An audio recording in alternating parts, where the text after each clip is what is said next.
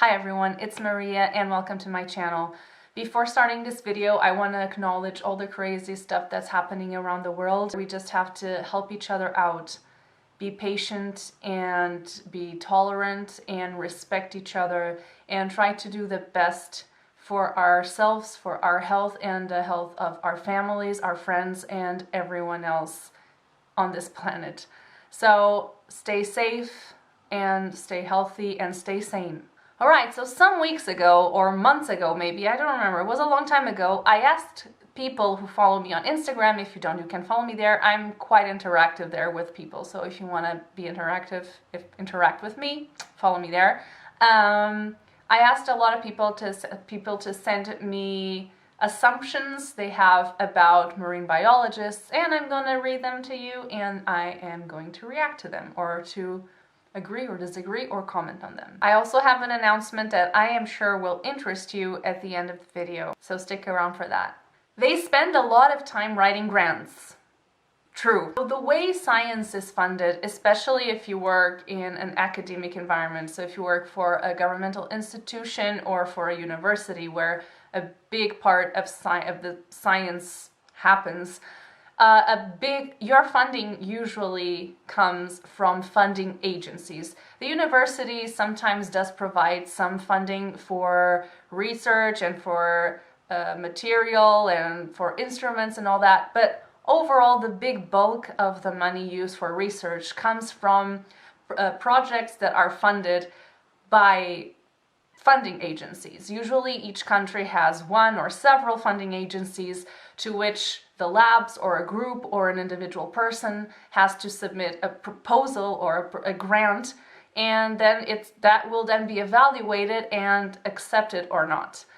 So this is how usually science is funded, and these projects usually span between 2 to 3 years, if you're very lucky, more than that.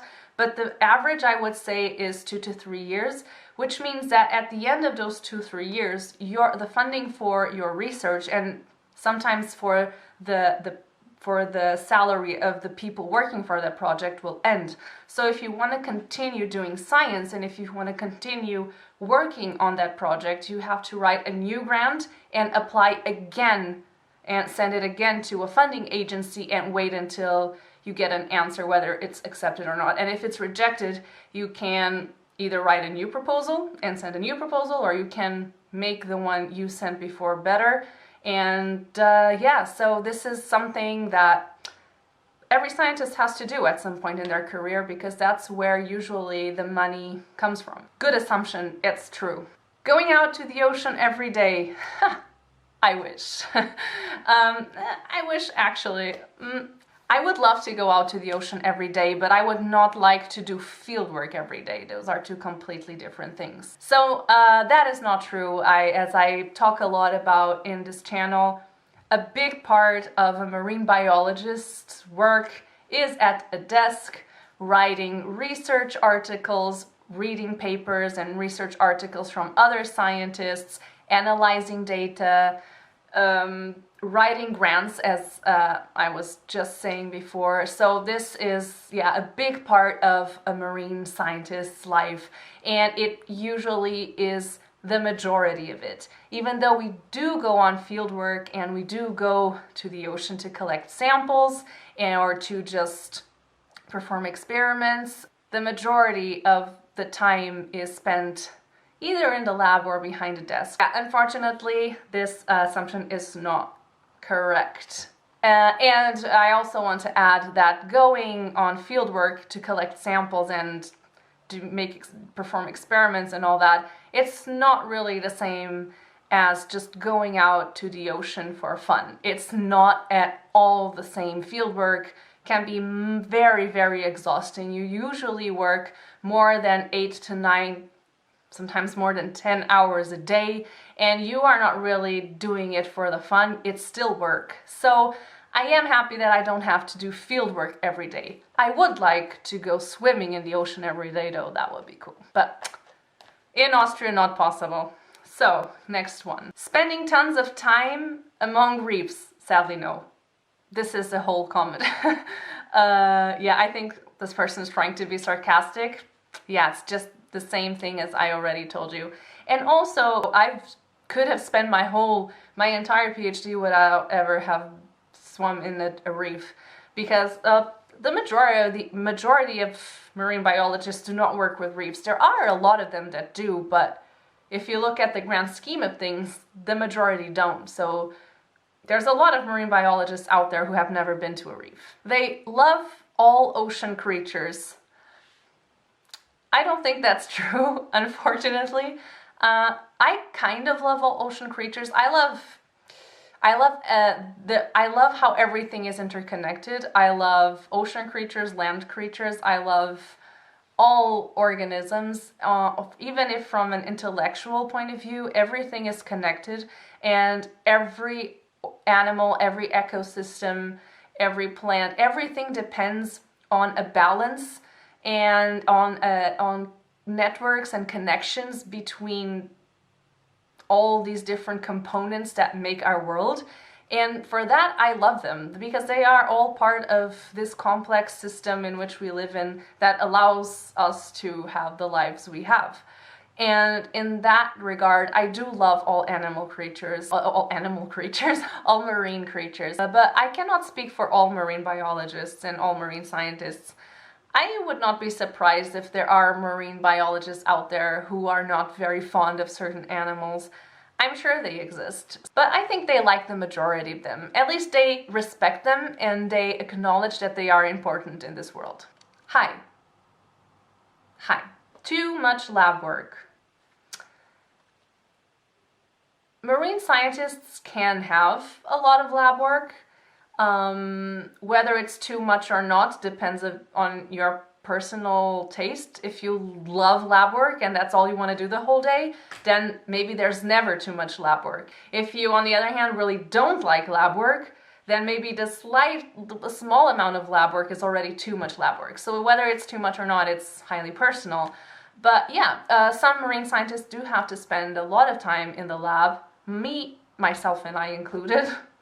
I don't know why I said that way. But also, not all marine biologists have to spend time in the lab. It really, again, depends on your research topic. The research of some people maybe relies solely on observations and then analyzing the data that comes from those observations in the field. In that case, for instance, you would not need to work in the lab. But I would say, yeah, a big majority of the marine biologists do have to work in the lab. A lot of them. Lab work, something that happens. Diving. Unfortunately, that's not true for everyone. I did a video on whether you need to dive to be a marine biologist. I explain this a bit more in detail. You can check that out. I will leave it somewhere down or here, I don't know. I could have gone my whole PhD without ever have dived. Only times I did dive was to help another colleague of mine who needed to dive in for his work. And this holds true for a lot of marine biologists. There are marine biologists that do dive for their work. There are some types of research that do require diving, but that's not all of them.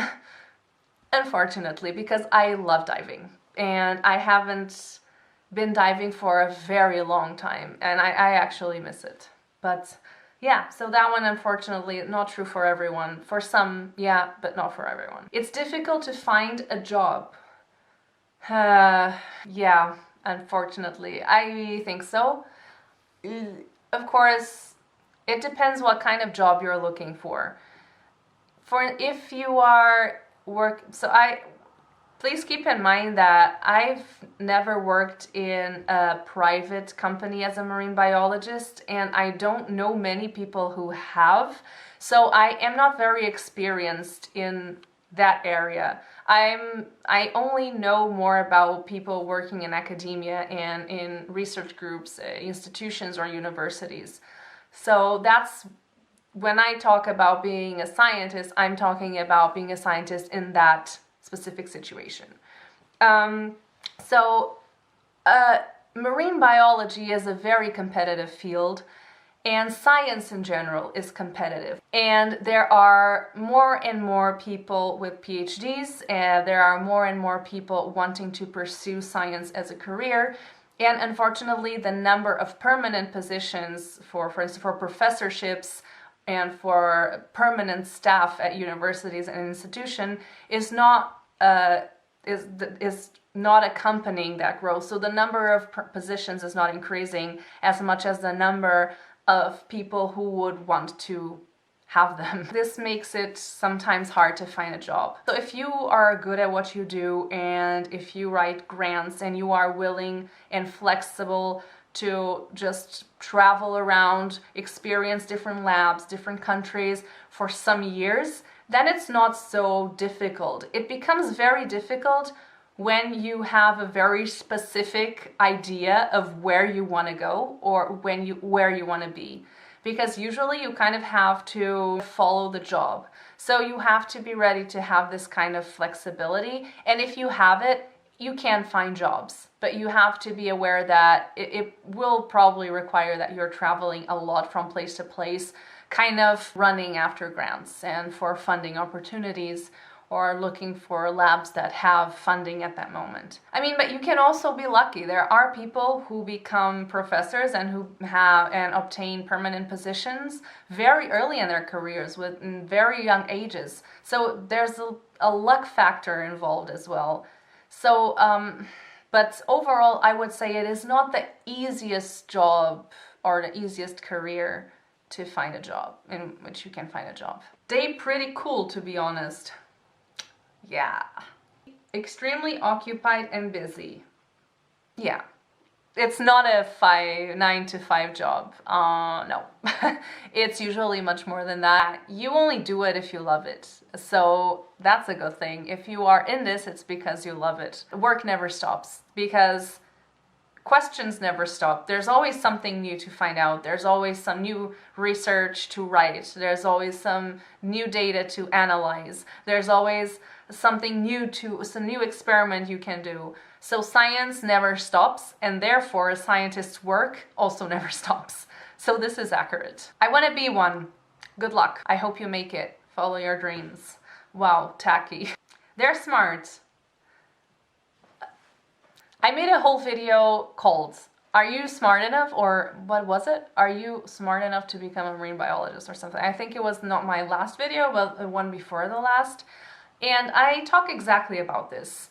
And my answer is yes and no. And basically the short answer is that smartness is also something that you can learn. Your brain works like a muscle. You can train it to think in certain ways. And for some people, certain ways of thinking are easier than others, but you can still train it. But go watch the video. I go into much more detail on this topic. Yeah, go find out if you're smart enough to be a marine biologist. Marine biologists have one of the best and most rewarding jobs. I don't know, because I've never done any other job except selling coffee and serving coffees and selling stuff at supermarkets. And compared to that, yes, it's more rewarding for me personally, but depends on the person, I guess. Maybe for some people, not really. So it really depends. This is a very personal thing. But if you love it, if you are passionate about it, and if you are successful, definitely. I think it can be very, very rewarding in very many levels. Blah. Why can't I speak today? That we are awesome. Oh, I'm sorry, that's not an assumption, that's a fact. Yeah. It's a fact, scientifically proven. Marine biologists are awesome. It is a complicated but rewarding job. Yeah. Yeah. Complicated because it's demanding in all of the ways I already talked about before regarding finding a job, regarding fieldwork, regarding the time you have to invest to be successful. But yeah, it is rewarding if you love it. They can speak to the fish. People think I can speak to fish. They don't take me seriously, Scar. I don't know. I don't know. Too long at home. Yeah, we can. Okay, so these were the assumptions. Let me know from all of the things I told you if there's one thing that surprised you, one or two things, and what surprised you the most regarding this career. Now for the announcement. I am hosting together with Kat from Vegan Diver Kat. She also has a channel here on YouTube. I will leave her linked her down below. I will leave her linked her. I will leave her linked down below. We are hosting an art related to the ocean challenge called Co-Oceans for cooperation and community of the oceans. It basically consists on you people creating something, whatever you like related to the ocean, sending it to us, and then looking at it all together. We will hold a live stream on the 7th of April, which is in 1.5 weeks more or less, in which we will look at the things that you guys send us. I will leave the instructions for this challenge down below. Please read them. And yeah, you have until the 6th of April to send us your art and your creations if you are interested. And I'm really looking forward. We've already received a couple of them and I cannot wait to share them with you guys. So yeah, I'm really looking forward for that. Please read everything down below. I'm usually talking about these things on Instagram. It's where I make most of my announcements. So yeah, this is my Instagram. So if you want to check it out there. Spread love, respect each other, act on it. And yeah, I hope to see you in the next video.